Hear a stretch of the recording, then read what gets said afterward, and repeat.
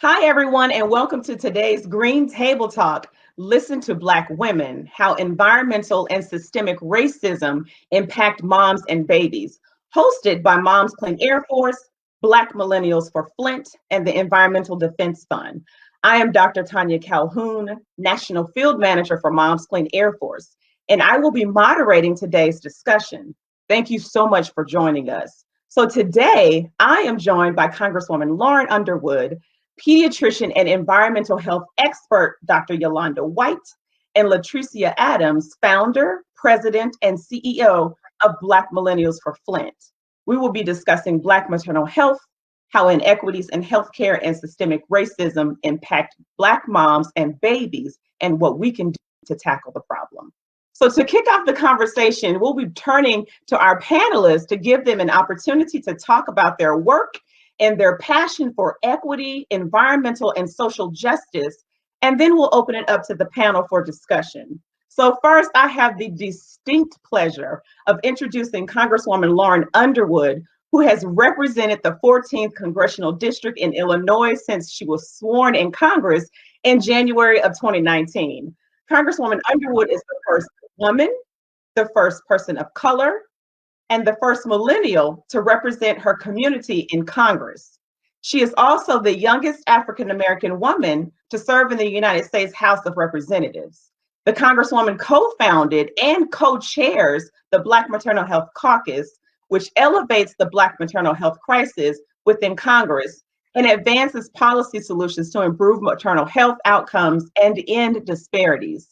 She is also lead sponsor of the recently introduced House Momnibus package to address disparities in maternal health outcomes among women of color, which we will be discussing in greater detail during our conversation today.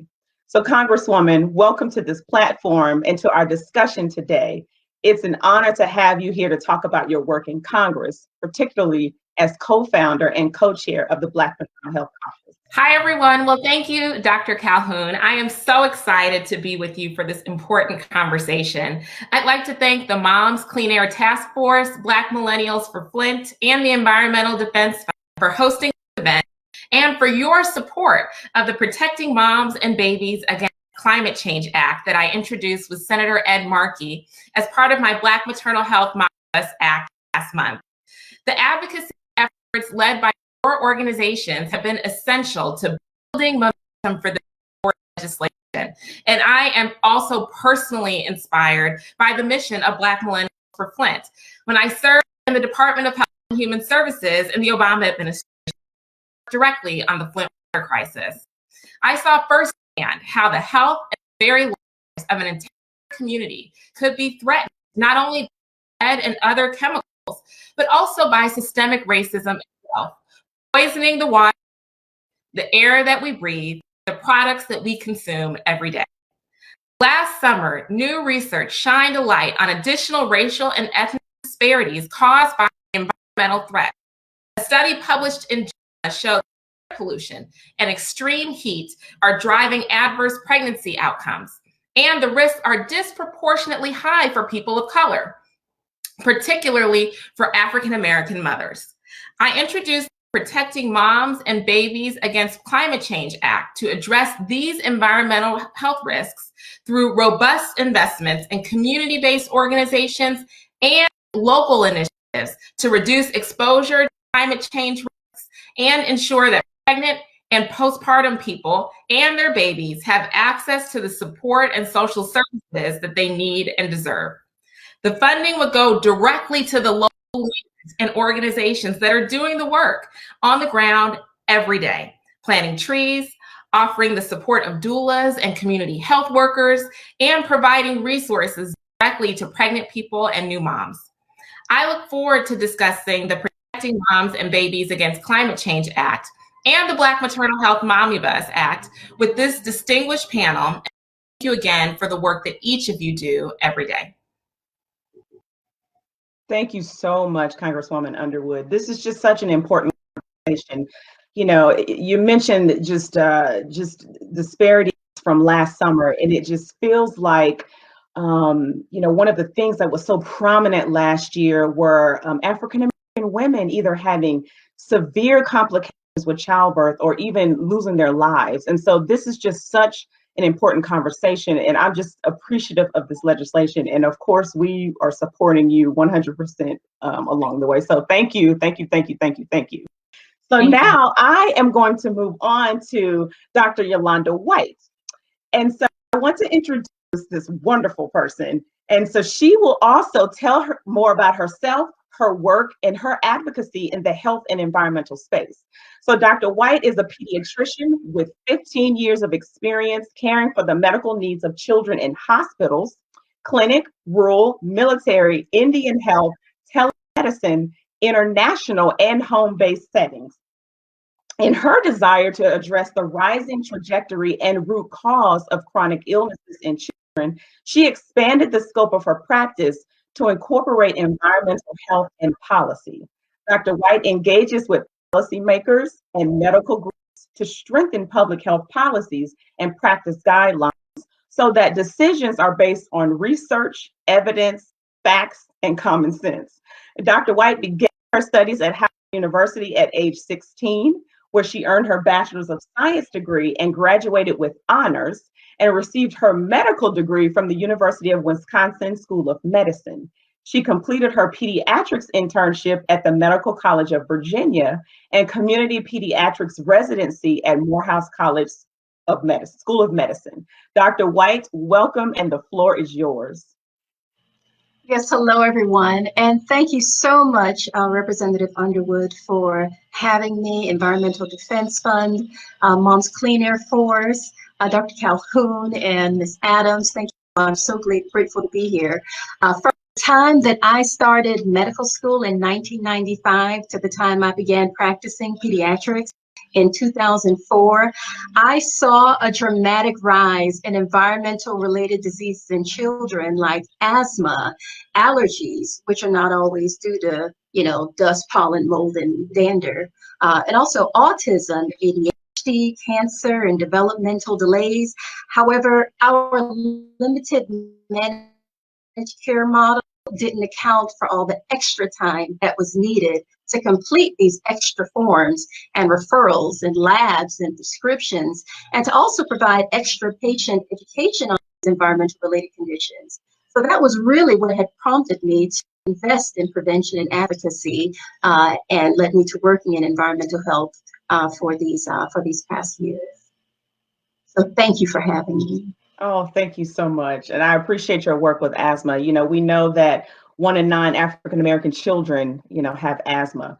We know that we're 3 times more likely to have our babies in the hospital, dealing with asthma-related issues. So thank you for your hard work in that. So we appreciate it.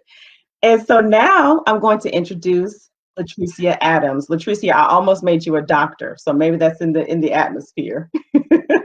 So she is a proud native of Memphis, Tennessee, and is the founder, CEO, and president of BlackMillennials4Flint, a grassroots environmental justice and civil rights organization with the purpose of bringing like-minded organizations together to collectively take action and advocate against the crisis of lead exposure, specifically in African-American and Latinx communities through the nation.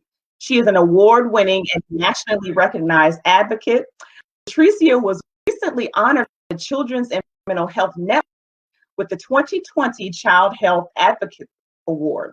LaTricea also founded the first Lead Prevention Commission in the state of Tennessee's history in 2019.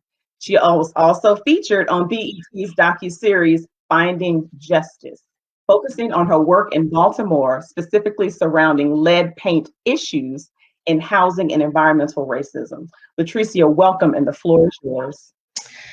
Good afternoon or evening, everyone. I first just have to get out fangirl. It is so exciting and such an honor to be on with such dynamic Black women. Congresswoman Underwood, we have been fangirling BlackMillennials4Flint for years now, so it is just such a phenomenal honor to serve on this panel with you. Dr. White, I'm so excited to learn from you today as well.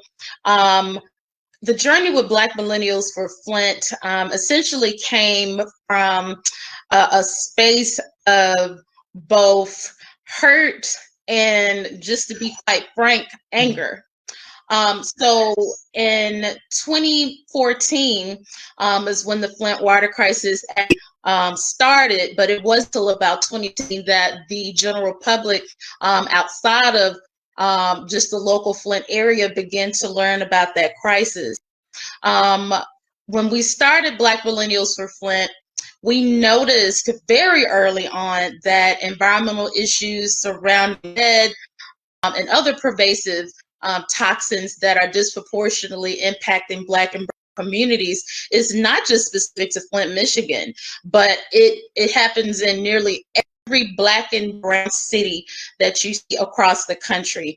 And so while we forever cherish and honor all of the activists, the community leaders in Flint that literally rocked the nation and made us all wake up to issues surrounding lead, we've expanded our work where we work, of course, within Flint, Michigan. We also do work in Baltimore as there's a lead paint crisis. We also work in our nation's capital, which has had decades worth of issues surrounding water quality. And in my hometown, the very place where Martin Luther King took his little breath, fighting for both labor rights and environmental rights, this movement is definitely helping us to pay on how to address environmental justice issues. So I'm really excited to make the connection today and make it clear around the intersection between environmental justice and maternal and reproductive health. So thank you so much for having me. Thank you, Latricia. You're one of the hardest advocates I know, doing everything. My goodness, I'm just honored to be, in your presence as well. So thank you for your hard work as well. So I'm just going to flow right into where Latricia. I'm going to flow right into where Latricia left off. So my first question to the panel: how does Black maternal health intersect with environmental justice? And why is this intersection so important? I'm going to start with Representative Underwood. So as I mentioned in my opening remarks, there was important research published last summer in June, which included a review of 32.8 million births. And the researchers found a significant association of air pollution and heat exposure with birth outcomes. In particular, ozone, which is better known as smog, was associated with a higher risk of preterm birth. And the article also showed that the subpopulations at highest risk for people with asthma and birthing people of color, especially Black mothers. And so, I'm a nurse, and I come to this space always trying to make sure that we are centering the evidence. We are, between these intersectional aspects of our lives. And I knew that we had to add a section of the Mommy Bus to address these urgent and growing threats. And so this is really fueling our work in the Congress. Absolutely. Thank you. And Dr. White, I'm gonna kick it over to you to get your thoughts on that same question. Yes, in support of what Representative Underwood had mentioned, it's clear. Black maternal health intersects with environmental injustice, and that it helps us to get closer to the root cause of health disparities by shining a light on these environmental and social determinants of health. For example, as it's been stated, that Black women were more likely to give birth to babies who are born prematurely, which is prior to 37 weeks gestation, or born low birth weight, which is less than 5 pounds, 8 ounces. We say this as if race is a risk factor for these adverse birth outcomes. However, we're finding out that air pollutants like particulate matter and ozone that Representative Underwood had mentioned, and also the nitrogen oxides, that these pollutants are pro-oxidants that can cause systemic inflammation and cellular damage and increase the risk of these same adverse birth outcomes, prematurity and low birth weight. And also, African Americans, we tend to live within closer proximity to coal plants and other sources of pollution.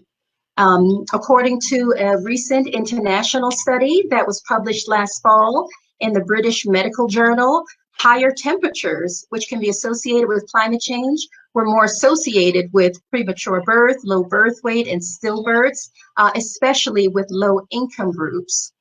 So although African Americans, although we contribute the least to climate change because we live in smaller homes that require less heat and air conditioning and electricity, we bear the greatest health, environmental, and economic burdens.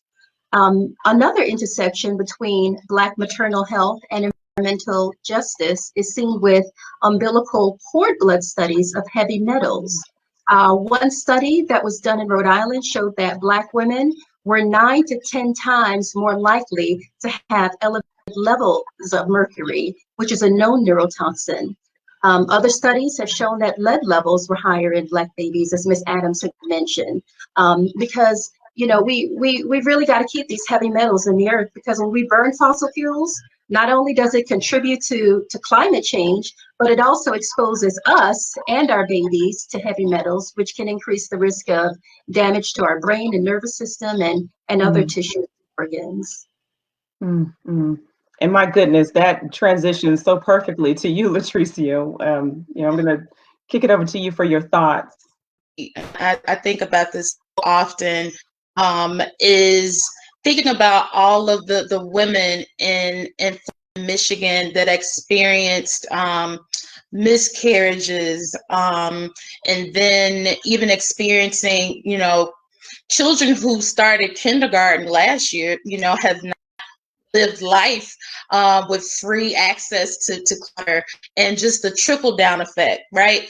So women who were able to carry their babies to term, still experiencing such great issues while trying to give birth, associated with the crisis. One thing that is really paramount, and I love that Dr. White mentioned this, is that when we talk about environmental toxins, especially when we think about a Flint, for example, or when we think about water quality altogether, it's not just lead that's a pervasive issue. I have to think about those other heavies that are so detrimental to the human body. Also thinking about PFAs, for example. There are all of these suites of legacy pollutants that cause body burden, specifically and disproportionately in communities like Flint. And I grew up that, are Black and brown cities. We also have to make that connection back to infrastructure. We've been hearing the word infrastructure for multiple elections at this point, but our infrastructure within this country is deteriorating, specifically in the Midwest, also, in the northeast part of the country. So when we talk about environmental justice, when we talk about environmental racism, when we talk about environmental health, we have to make clear, we have to into the community to educate people on what's happening. Oftentimes, sometimes when, especially from a person give birth, you can just feel sick, right? But not necessarily have access to appropriate health care. If you do have access to health care, you could potentially experience racism on that front, as well as we know that Black women in particular, as well as Latino women, are met with many challenges in our healthcare facilities. So I'll just back on and on about making those connections, and why it is so critical that when we talk about aspects of maternal health and reproductive health, that we are centering environmental justice. Absolutely. Thank you, Latricia. And I know that we are pressed for time with Congresswoman Underwood, but I want to let you know that we were thrilled to see the Protecting Moms and Babies Against Climate Change Act in this year's Momnibus package. So very thrilled. Is there anything else that you would like to particularly say about why this legislation has been, is important to you and why it should be important to us as well. Yes. So I share your sense of urgency around solving this problem. As I like to say, this is not a problem without a solution. There is a solution, and it's evidence-based. Both the research that was published in JAMA last summer and the stories that we've heard from Black mothers and other birthing people of color, that's what has fueled us. That gives us this urgency around including the bill and us. And so here's some specific provisions. One, we have robust funding for doulas and community health workers in their efforts to support pregnant people of color who face climate change related risks. Now, this is important because oftentimes those birth workers are coming from the same communities. So they understand that maybe even more than other people within the healthcare system, right? Within that hospital or other clinic system or whatever that might not come from that same community as the birthing person. We also have robust funding for air conditioning units and appliances and filtration systems. There's weatherization support and direct financial assistance for pregnant people and new moms. We have housing and transportation assistance, particularly for birthing people who are facing the risk of extreme weather events. And then there's community-based initiatives like planting trees, improving buildings and services, and enhancing monitoring systems. And so we have funding for health professional schools to prepare future nurses and doctors and other healthcare workers to address climate change related risks for patients, right? It needs to be part of our clinical training. And the legislation would also invest in federal research and surveillance networks to better understand and identify and prevent those environmental threats, right? We need more data. We need to understand more about this problem. These are investments in communities, with communities, to protect our most vulnerable moms and babies. And so that's why we need everybody's support on this legislation. Thank you so much. Just talking about the most vulnerable moms and babies, this is so important for our Black and Brown moms who feel like they're just not heard or listened to during their pregnancy. And so I'm just really just thrilled and and grateful, how this is going to just be of importance to our moms and babies. I can't thank you enough. It's just an important topic and conversation, and I just thank you. So my next question, how else can we tackle the inequities and systemic racism that Black mothers and Black babies face?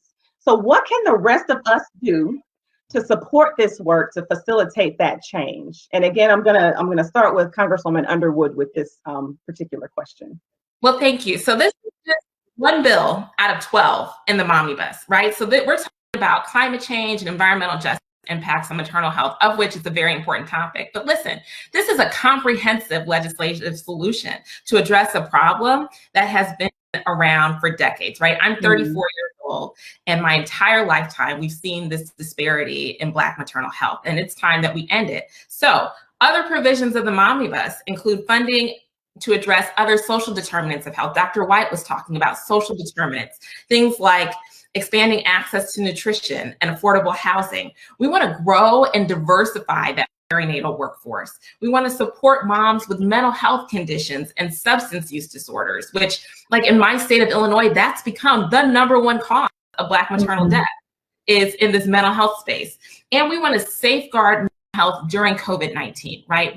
We've heard from all the panelists how much this unique pandemic environment has really made it really exacerbated existing disparities that we've seen across the healthcare system, but in particular in this maternal health space. So if any of these issues matter to you, please be in touch with your representatives and your senators, because this is legislation that can pass the House, it can pass the Senate, and it can get signed into law, but it only happens if your representatives and your senators hear from you. So please let them know how important this legislation is and that it has your complete support. Thank you so much. I appreciate that. Dr. White, what are your thoughts about that? Well, I really love Representative Underwood's legislation because it invests in solutions. How often do we hear that?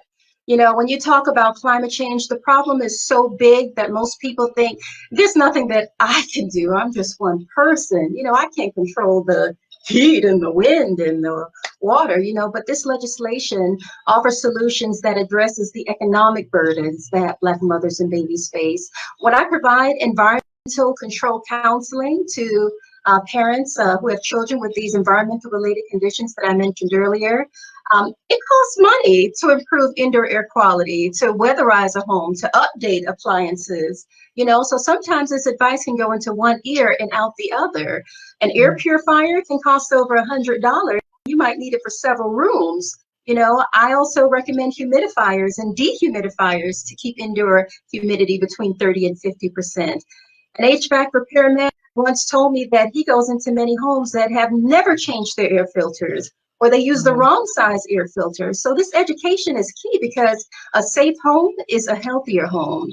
And I also appreciate the emphasis on educating the entire healthcare system, and including doulas, you know, and community healthcare workers who are oftentimes overlooked, because, you know, they're the ones who are going to be screening and educating Black mothers and actually taking the time as physicians. You know, in healthcare, hospitals and clinics are fast-paced settings, so we don't always have time to, you know, invest in education. If anything, we'll give out a patient handout.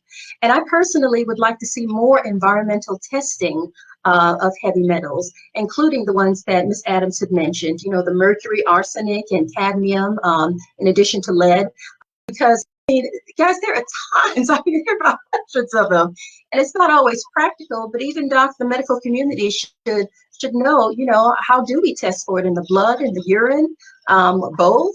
You know, infant mortality in Black babies is 11 deaths per 1,000 live, which is twice that of the national average. So these air quality interventions and measures and protections that are mentioned in, you know, this Protecting Moms and Babies Against Climate Change Act can help to reduce infant mortality by reducing prematurity and low birth weight.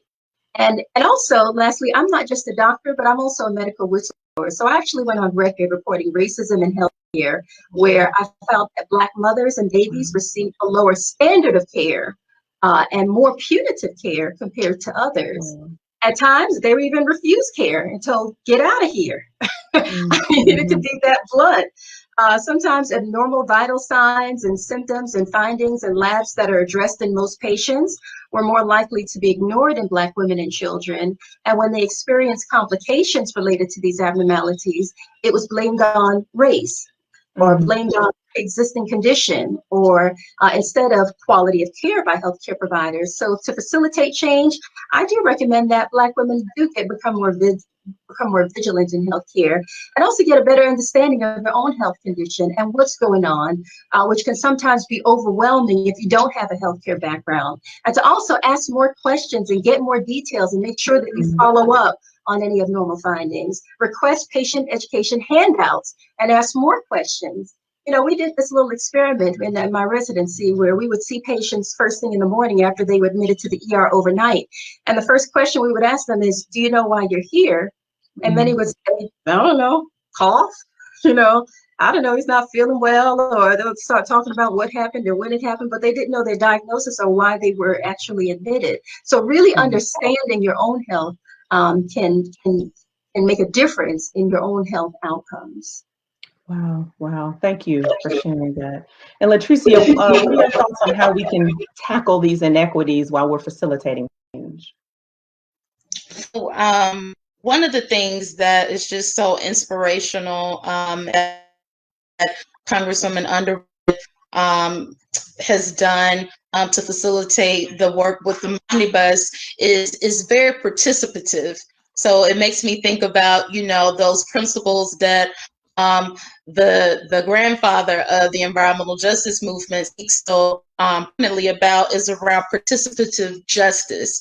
So having diversity of who is in the room that's actually providing context to the policy.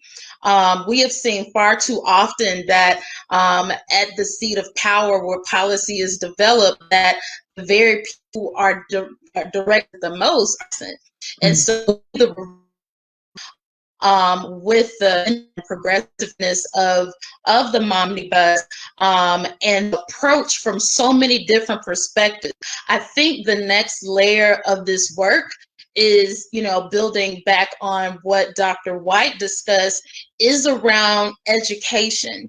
And so I think like having forums like this, where there's partnership and collaboration with healthcare professionals, with policymakers, with nonprofit organizations, where we all can coalesce and build on each other's talents and ministries, as I would say, as a Southerner, so that we can support people within our community with understanding how all of these things work together.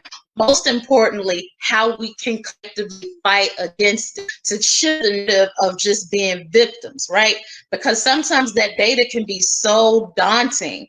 When I began this work, and I'm 35, so I'm right behind Congresswoman Underwood. It terrifies me about having a baby. Outside of just the normal things associated with birth, but there's just so many strikes, right?